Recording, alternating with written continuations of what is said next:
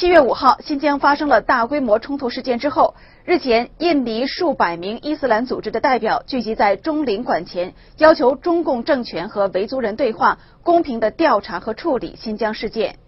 在印尼首府雅加达中领馆前，数百名伊斯兰组织的成员挥舞着旗帜，手里拿着谴责中共政权的横幅与海报，并同时准备演讲活动来宣读声明。现场群众并要求与中领馆人员对话，但遭到拒绝。抗议者对馆方的态度感到相当气愤。后来经过印尼警方的居间协调，中领馆人员才愿意与抗议人士对话。抗议人士佐尔卡尼恩表示，